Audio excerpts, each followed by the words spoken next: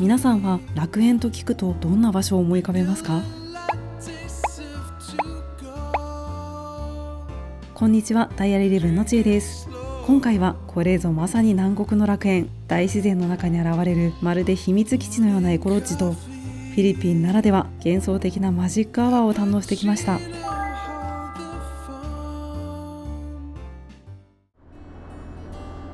今回訪れるのはネグロスオリエンタル州の州都ドマゲテから南へ約40キロ、これまでもたびたびご紹介してきたタンボボベイの近くに立地するリゾートです。タンボボベイの下側の半島をまっすぐ登っていきます。この辺りは本当にのどかで舗装こそされていますが、フィリピンの田舎の昔ながらの風景が広がっています。いよいよ周りは草木ばかり、民家もほとんど見当たらなくなってきたあたりで、目的地の看板が見えました。これは私が世界で最も苦手なものの一つ、オフロードの下り坂じゃないですか。慎重に慎重にゆっくり降りていきます。あ、思ったより短かった。よかった。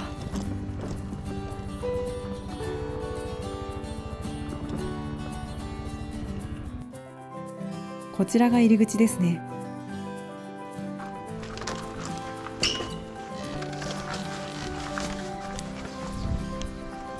うわー、下に海が見える。ここから階段で降りていくんですね。海まで降りていくから結構長い階段ですね。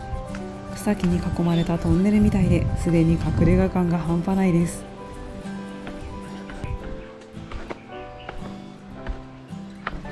お、やっと建物が見えました。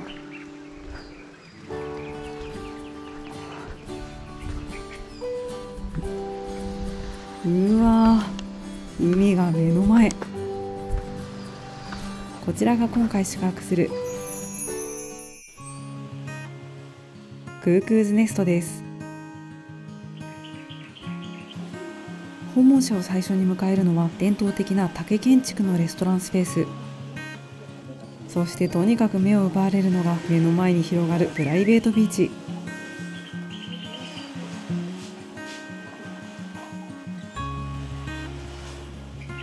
チェックインまでまだ時間があるので、早速近くに行ってみましょう。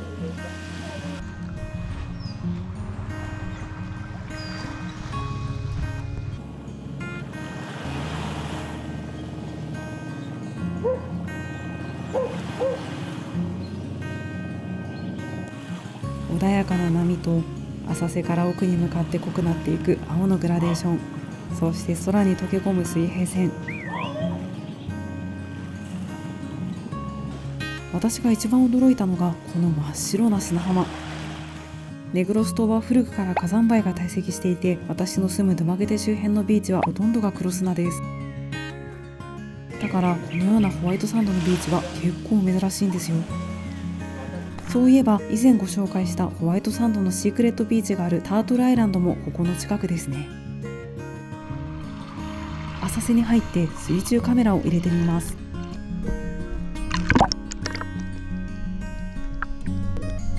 こんな浅いところにもう魚がいる。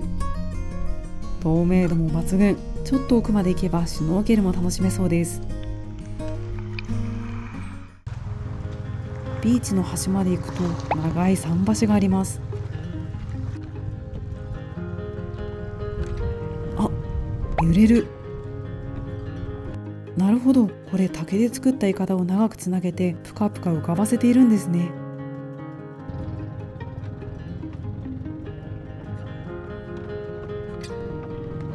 まるで海のど真ん中を歩いている気分。絶景です。先端に到着。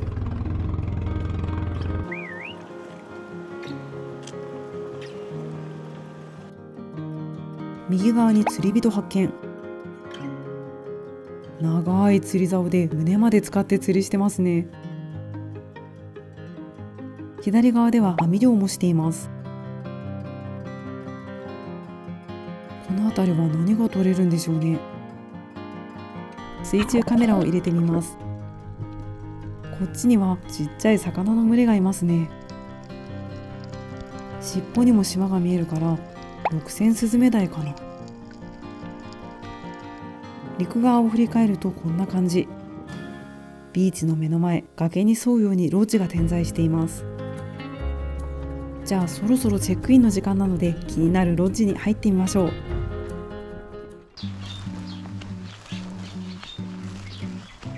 今回私が宿泊するのはこちら、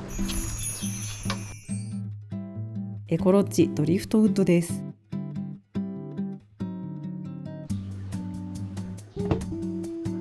入り口から入ってすぐダブルベッドと海に面したバルコニー。まずはこのベッド、まるで天蓋のようなおしゃれな蚊帳付き。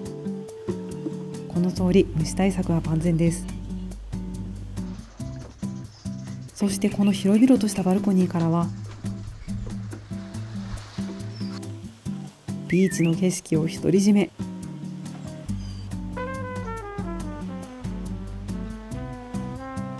椅子とテーブルも用意されていて、複数人でもゆったり過ごせます。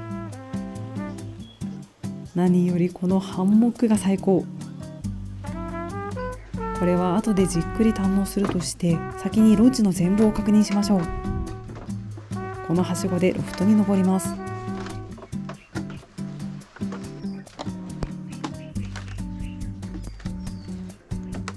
こちらにもダブルベッドとシングルベッド、どちらも蚊帳付き。ここは計5人で泊まれるロッジなんですね。そしてこの窓からも抜群の眺望。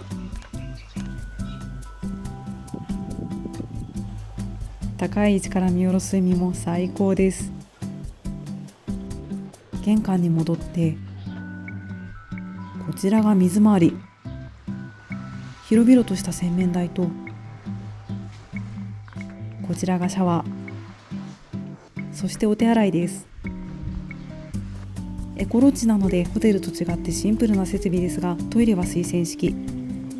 タオルのサービスがあるのも嬉しいですね。シャワーは日本人には馴染みが薄い固定式、そしてヒーターなしの水シャワーですが、この通り水圧はバッチリです。ボディーソープとシャンプーが備え付けられているのもありがたいですね。最低限歯ブラシさえ持参すれば大丈夫かなと思います。建材は竹とニッパヤシをフル活用。そして高床式、風通しも抜群。まさにフィリピンの伝統的な建築手法です。それではここで恒例のクイズ。5人で泊まれるドリフトウッドのエコロッジ、1泊の料金はいくらだと思いますか？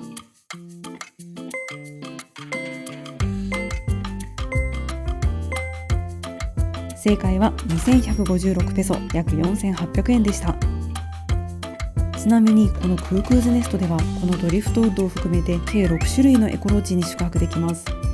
他のロッジもとっても素敵なので、ぜひウェブサイトでチェックしてみてください。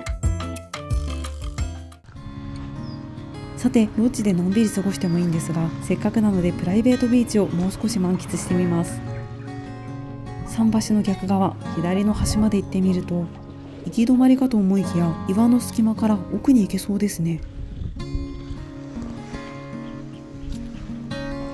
あ、こんなところにも小さなビーチが。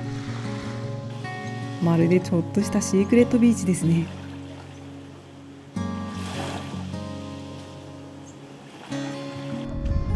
砂浜の上には巨大な岩がたくさん。そして岩の上にマングローブが生えています。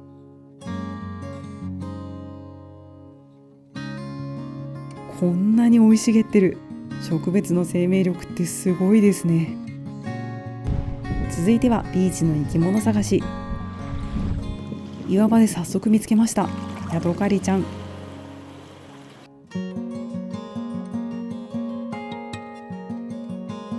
ヤドカリって一匹一匹コーディネートに個性があって見てて楽しいですよね。続いて見つけたのは砂ガニ。まさに砂のような色で擬態しています。あ、どっか行っちゃった。カニ歩きがめちゃくちゃ速いです。こっちの岩には別のカニもいました。横シワのような模様があるから、おそらく岩ガニかな。陸側の木の上には鳥がいます。かわいい鳴き声ですね。こっちの木にも鳥が。このリゾート、あちこちで鳥の鳴き声が聞こえます。実はクークーズネストという名前のクークーも鳥の名前なんだそうです。つまりクークーの巣という意味なんですね。さて、あとはロッジのハンモックで海を眺めながらのんびり過ごします。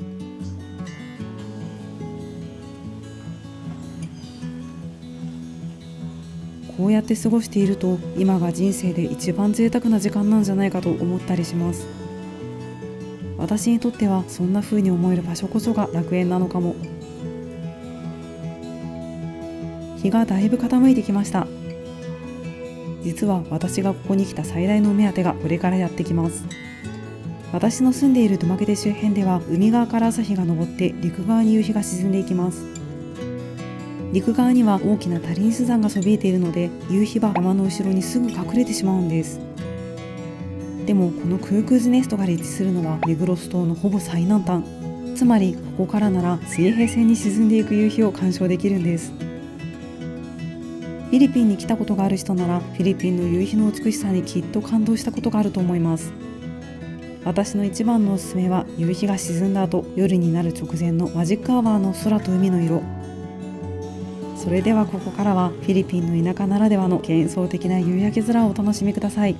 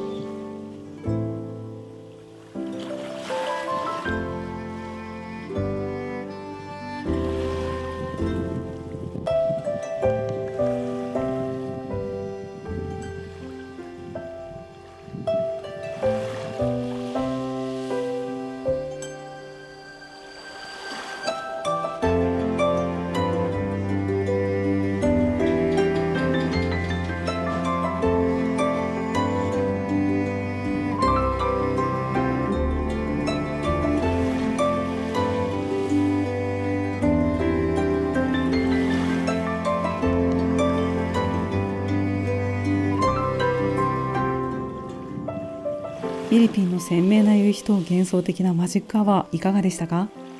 フィリピンにいらっしゃったらぜひその目で実際に堪能してください。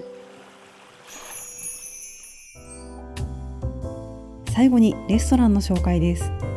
このクークーズネストのレストランは抜群の眺望だけでなく、地元の女性スタッフたちが作る美味しいお料理も人気。今回は朝昼夜3食こちらでいただきました。まず朝食でいただいたのがこちら、カラマンシージュースとフレッシュトロピカルフルーツサラダグラノーラ入り。バナナ、パパイヤ、ブドウなどのフルーツに栄養満点のグラノーラがたっぷり。カラマンシージュースは適宜シロップを入れて、フルーツサラダはミルクをかけて混ぜていただきます。朝にぴったりすっきりした味わいのメニューです。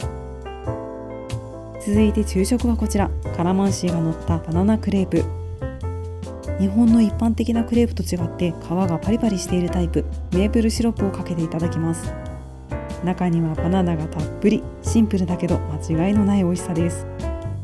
食後にフレンチプレスのコーヒーもいただきました。フィルターを沈めて抽出したコーヒーは豆の香りが引き立ってとっても美味しいです。ラストは夕食、毎度おなじみのマンゴーシェイクと、今回は地中海風ピザをいただきました。